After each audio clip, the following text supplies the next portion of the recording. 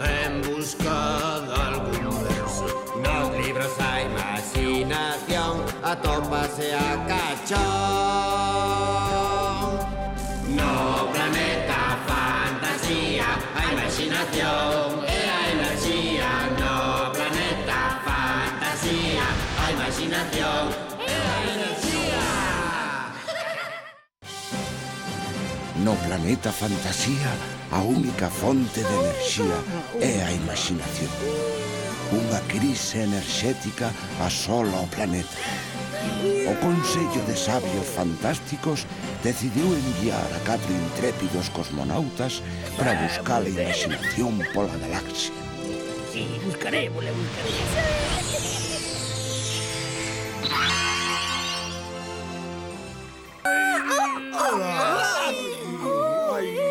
¡Ay, qué perigo! Recoiro copa de estrelas. Estes humanos están tolos. Xa non entendo nada do que pasou. Eu tampouco. Tan pronto como te viron, Merliño, comentaron a guindarnos as pedras con aqueles paus que sostiñan entre os brazos. Paus, pedras, eran escopetas. Son armas moi perigosas que se empregan para facer dano aos animais e ás persoas. Pois sí que fan cousas raras os humanos. E por que nos querían facer dano a nós? Pois non o sei, pero agora na nave xa estamos a salvo. A min con tanta emoción forte estánme entrando unhas ganas de chocolate con churros. Non estaría mal tomarnos un. Ben quentiño mentras descansamos un pouco. Que ben sabe o chocolate que fixeches, Merliño. Grazas, Cioncho. Ah, Merliño! Unha foto túa no xornal. Oh, unha foto miña no xornal. Eu tamén quero vela. Oh, os cazadores seguen sen bater o lobo que estes últimos días viron varios veciños pola comarca. Un lobo tremendamente perigoso, como poden observar na fotografía. Aí di que Merliño é o lobo. Pois estamos ben. A ver quen sae da nave. Isto non pode quedar así. Falaremos cos xornalistas e aclararemos esta situación. Ben, boa tarde outra vez. Silencio, por favor. ¡Silencio! Grazas, Pincas. Ben, comezamos a roda de prensa. Primeiro falará o noso amigo Merliño, o afeitado. Boa tarde. A finalidade desta rolda de prensa é a de aclarar que eu non son un lobo. Como se pode ver, e tampouco son agresivo nin perigoso. Iso podémolo asegurar nós. Algunha pregunta? Ali hai alguén que quere preguntar. Oh! Un agasallo! Queremos facerlle un agasallo a Merliño e pedirlle perdón polo acontecido. A ver se lle gusta. Fiuncho! Vai recoller o agasallo. Bom,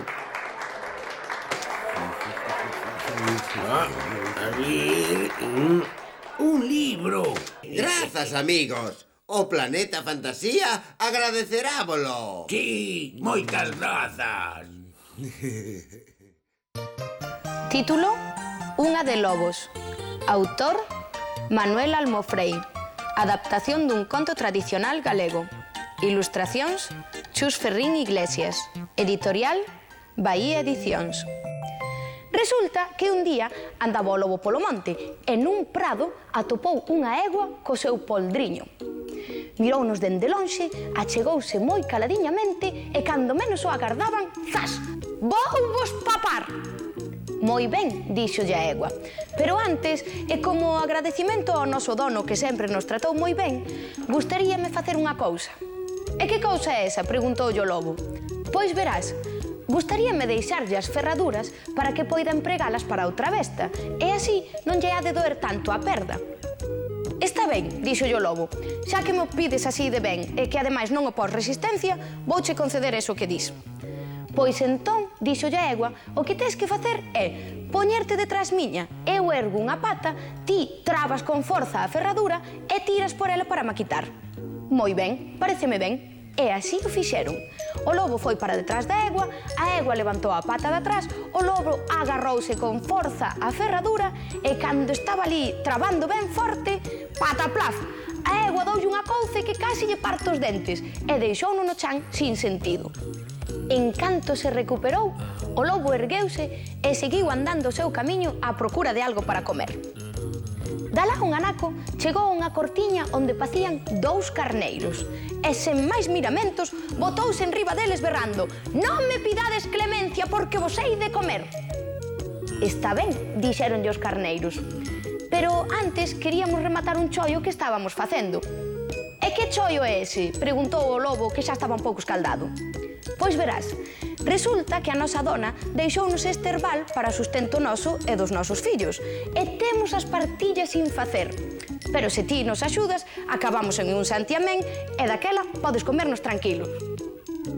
«Bueno», dixo o lobo, «si só é iso, que teño que facer eu?» «Moi ben», dixolle un dos carneiros, «pois ti bótaste no medio do herbal e nós imos camiñando dende o medio do herbal ata as extremas e así calculamos as metades exactas». «Está ben, parece sinxelo», dixo o lobo, e alá foi. Chantouse no medio do herbal e os carneiros comezaron a andar hasta as extremas. Pero cando chegaron ali, o que fixeron foi botar as cabezas e os cornos contra o lobo e con toda a carreira foron a por el e deronlle cabezazos e cornadas hasta que o deixaron case morto no medio do herbal. Derreado, o lobo ergueuse e foi á casa do home e contoulle estas e outras historias que o home escoitou con atención. E cando o lobo rematou de falar, díxolle: «Ocórreseme unha idea. Podía ser que eu che dese a ti de comer, sempre e cando ti quedases nesta casa e vixiases as miñas terras e máis os meus animais». O lobo botou contas un momento e díxolle: «Pois a verdade é que sí, porque eu xa estou farto desta vida de trompadas». E dende ese día, o lobo foi vivir á casa do home e entre os dous trabaron unha gran amizade. Gagai moi despistado, É o noso avó interplanetario. Ten un bigote desordenado. é un sorriso estrafalario. Quero ser un avó televisado e veño dun planeta afastado. Dade mi os contos galegos e a imaginación